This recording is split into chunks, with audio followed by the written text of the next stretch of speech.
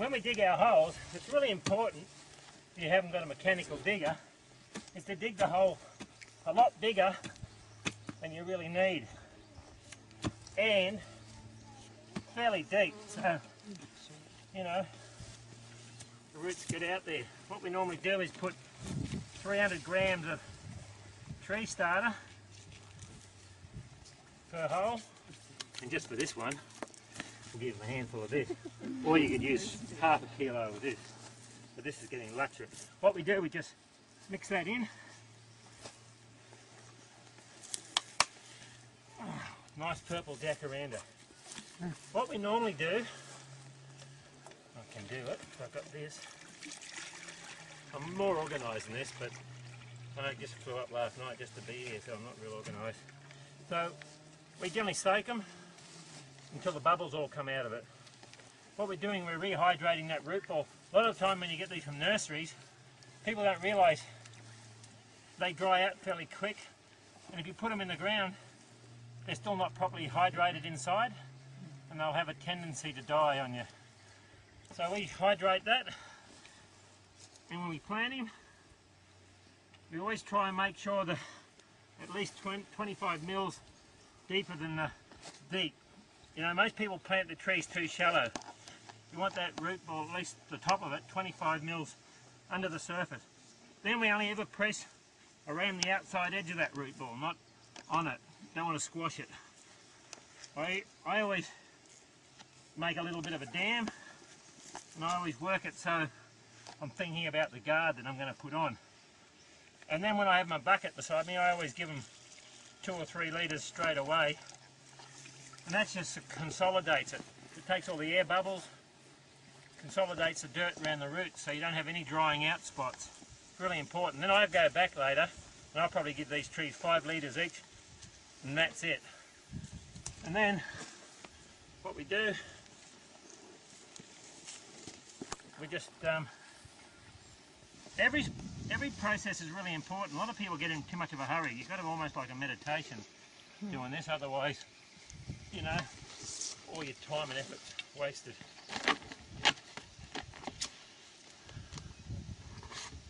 Guards are pretty simple. So what I do, I put that overlap, so it's a nice overlap like that. I hold it with my hand, and I hold it so it doesn't pucker. Some people use a knife to cut it, but I can just sort of go like that, bust through.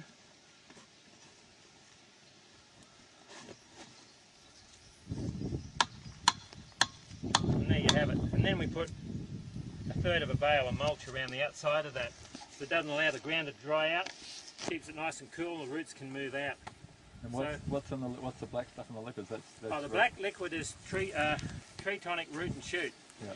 So Graham will tell you about what that is.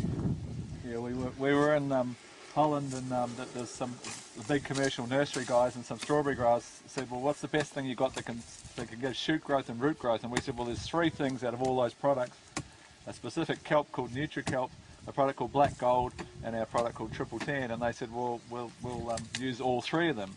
And they did, and it's become sort of the national standard in that country, and they've had amazing results with it. So we decided to make a product called Root and Shoot, which includes all 3 of them. And then Matt's got this this product. It's the same product. He calls it Tree Tonic. So it's. That's because he's not a Kiwi. He's only a Kiwi. Every time I go into that shop,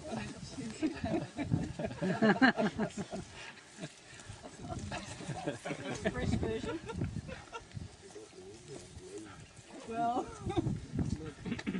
And again, so it's really, you know, there's no fast way of doing it. You just get yourself into a rhythm, have yourself set up. How many can you do in a day?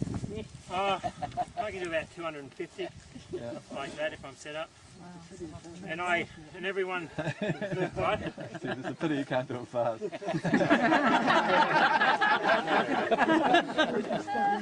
So yeah, basically that's it. I mean, guards are not always necessary everywhere, especially in Queensland, you know.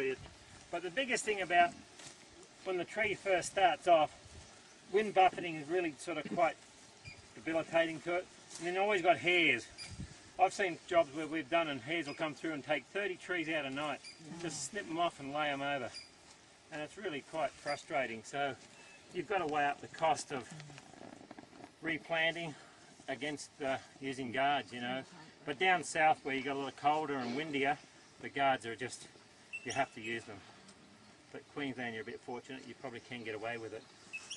But the thing is keeping the grass away, keeping that sort of now, when you mulch out to there, so that's all been sprayed, so you got mulch out there, you know, that's given that tree that much room, and all you have to do is just stop the grass from growing into it, just spray around the edge of that mulch, that's all you have to do. You don't have to go right out. When would you need to re-water that one? I don't, that'll probably get another 3 litres of water, so it'll probably have 5 or 6 litres all up. In this country, that's all it'll ever need. Yep. Even in a drought, we've found if you water them in good at the start, mulch, they generally, you generally get you'll generally get some rain within 3 months. Yeah, a lot of people overwater, trees go lazy. You see out west in those big orange orchards, where they've always been on drip systems, they've never had a root system in them.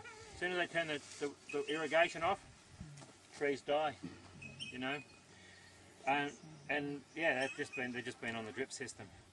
You need tough love. Yeah.